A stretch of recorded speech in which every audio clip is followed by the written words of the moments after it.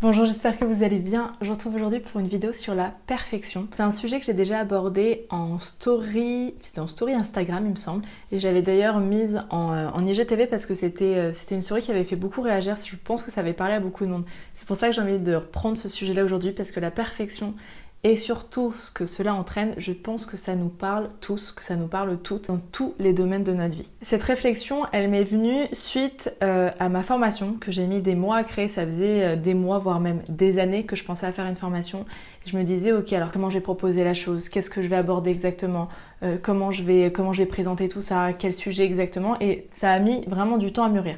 Donc que ça mette du temps à se préparer, du temps à mûrir, c'est hyper positif en soi parce que la perfection, on va dire, ça part toujours d'une bonne intention. On veut que les choses soient bien faites, on veut proposer la meilleure chose. Le seul problème, c'est que je pense que nous nous sommes rendus compte que la perfection n'existe pas. Jamais rien n'est parfait, jamais rien n'est exactement comme on l'attend, jamais rien n'est exactement comme on l'avait imaginé. Alors en fait, je me suis rendu compte que la perfection, finalement, ça devenait notre pire ennemi parce que cela entraînait forcément de la procrastination. Et la procrastination, je sais que c'est un sujet également qui parle beaucoup. Je reçois beaucoup de messages là-dessus, comment éviter de procrastiner, comment faire pour être efficace et tout. Et en fait, je pense que plus on veut être parfait, plus on mûrit trop longtemps les idées, plus on met de temps à développer un projet, à lancer un projet, plus on le met de côté et finalement moins on se lance. J'ai vraiment vu beaucoup de gens dans mon entourage, que ce soit professionnel ou personnel, qui avaient vraiment plein d'idées, plein de projets en tête, qui mettaient vraiment du temps à les réfléchir, à les mûrir, et finalement qui ne se lançaient jamais. Et j'en parle souvent aussi avec mes amis, avec mes copines qui sont blogueuses ou qui sont entrepreneurs. Je suis dans une sphère où j'ai beaucoup de copines comme ça, beaucoup de mon entourage où on travaille en freelance en fait, donc on développe sans cesse des nouveaux projets. Et je vois à quel point on a du mal en fait, à quel point on met du temps, à quel point on met du temps à les réfléchir. Et on a plein d'idées, mais on passe pas à l'action, on met pas en place les choses. Et c'est un vrai problème parce que une idée, elle peut être belle, elle peut être magnifique dans la tête, elle peut être parfaite dans la tête. Si on ne la met pas en place, ça ne sert à rien. Et le problème, c'est qu'à force de vouloir que tout soit parfait, alors que ça n'est jamais possible, on ne se lance pas. Pour vous donner un exemple, mon blog, je l'ai créé il y a maintenant plus de 5 ans. Et quand je vous assure que si vous relisez maintenant les premiers articles, que vous voyez les premières vidéos, vous allez vous rendre compte à quel point c'était loin d'être bien, loin d'être parfait, même très très loin, c'était catastrophique même quand je regarde maintenant. Heureusement que je me suis lancée, heureusement qu'à l'époque j'ai pas attendu que le résultat soit parfait, que j'ai pas la meilleure caméra, que j'ai pas la meilleure coupe de cheveux à ce moment-là, le meilleur maquillage, que j'ai pas les meilleurs trucs à dire à ce moment-là, parce que sinon je ne me serais jamais lancée et cette chaîne ne serait pas là où elle est.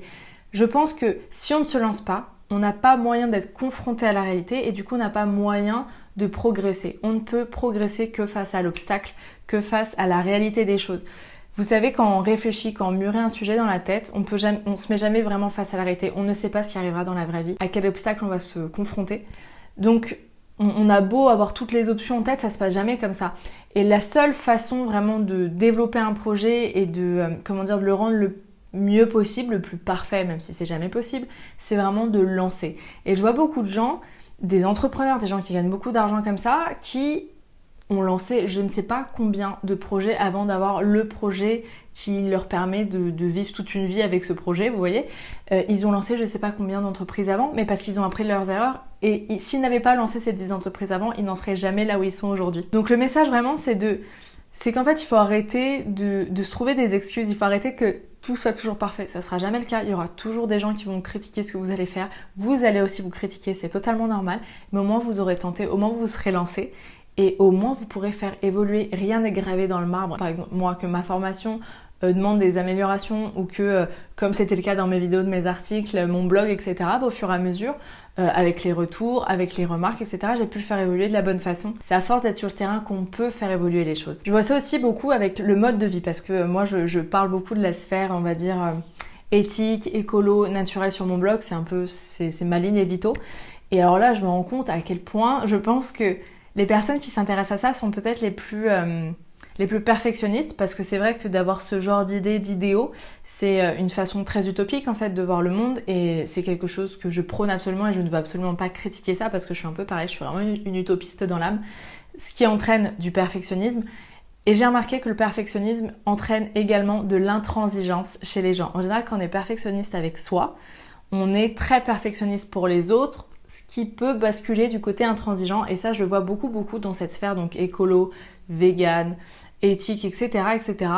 Moi j'en parlais avec mes copines qui sont blogueuses dans les mêmes thématiques que moi et sincèrement vraiment les gens auxquels on parle, les communautés qu'on a sont les plus difficiles parce que les plus intransigeantes. Alors parfois on se prend des remarques qui sont super dures. Par exemple, moi ça m'est déjà arrivé de faire des haul food où je vous présente des produits qui sont bio, qui sont vegan, qui sont, je sais pas, le moins de sucre possible, le plus sain possible. Il y aura toujours des personnes qui vont venir en disant oui mais ça c'est pas local, ou ça c'est pas de saison, ou ça, ou pareil un produit qui va avoir une compo vraiment géniale, quelqu'un va dire oui mais là par contre il y a du plastique autour. Et ces personnes, tous les exemples que je viens de vous citer sont totalement vrais. Ces personnes ont entièrement raison. Bien sûr que non, que ce projet, que ce produit, que ce concept n'est pas parfait. Bien sûr qu'il y a des choses à améliorer. Mais à force de pointer du doigt ce qui ne va pas chez les gens, à force de pointer du doigt ce qui ne va pas sur un produit, à force de pointer du doigt ce qui ne va pas dans un projet, à part décourager les personnes, je pense que ça ne sert à rien. En fait, il y a des façons de dire les choses déjà, mais bon, tout ça c'est d'autres sujets. Là, je suis en train de m'embrigader dans d'autres trucs, même dans votre sphère ou parmi vos amis, etc.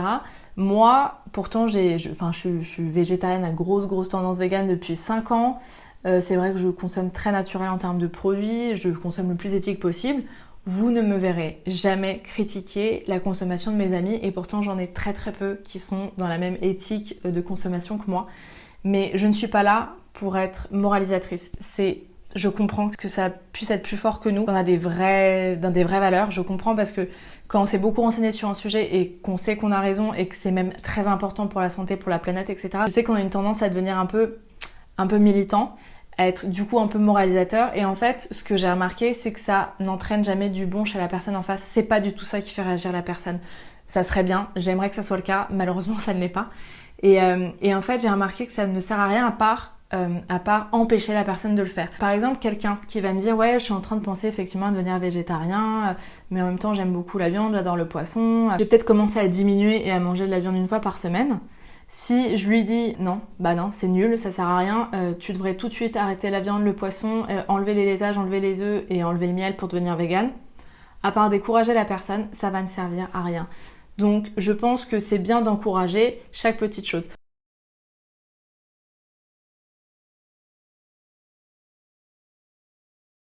Donc là en fait on est parti sur l'idée de perfectionniste pour soi, mais ça va aussi pour les gens. C'était un peu le concept, donc finalement ouais, le perfectionnisme, cette idée-là qui va effectivement vers la procrastination, mais qui entraîne également un petit côté intransigeant. Donc finalement cette vidéo c'était pour vous dire que la perfection n'existe pas et qu'elle est même notre ennemie. Donc il faut être un peu indulgent avec soi surtout, avec les gens aussi. C'était mes petites réflexions du jour. C'est la meilleure façon de se décourager et de finalement ne rien faire. Donc en fait je préfère que chacun fasse des petits gestes, petit à petit, qu'on fasse de son mieux. C'est d'ailleurs un des accords Toltec, faire toujours de son mieux. Faisons tous chacun de notre mieux et le monde ira déjà très bien et nos projets iront également très bien et ensuite on pourra faire évoluer les choses avec le temps, avec les expériences, avec les rencontres. C'est un peu ça aussi la magie de la vie. En général un projet on l'a en tête et une fois qu'on lance il y a plein de choses magiques, il y a des rencontres qui fait que ça évolue d'une certaine façon alors qu'on n'aurait jamais pensé à ça, on l'aurait jamais imaginé si c'était resté que dans notre tête. Voilà, tout ça c'est des exemples, je parle beaucoup de pros, mais ça marche dans tous les domaines. Et voilà, c'était ma petite note, c'était surtout mon expérience, parce que même en tant que maquilleuse, si j'avais attendu d'être 100%, si j'avais attendu d'être 100% au point sur toutes les techniques de maquillage avant de me proclamer maquilleuse, avant d'être en tournage, etc., j'aurais jamais travaillé. C'est parce que j'étais beaucoup en tournage, parce que j'ai beaucoup travaillé, que j'ai amélioré mes techniques, et en fait c'est exactement pareil dans tous les domaines de votre vie. Voilà, je vais m'arrêter là parce que c'est une vidéo qui est beaucoup trop longue pour une vidéo par jour, ça va faire beaucoup et vous n'allez plus en pouvoir de moi à la fin du mois, donc je vais m'arrêter là et je vous embrasse très fort. N'hésitez pas à partager votre expérience avec ces sujets-là, avec le perfectionnisme, avec la procrastination, et je vous embrasse très fort. Je vous souhaite plein de bonheur, plein de succès, plein de bonnes ondes pour tous vos projets. À demain.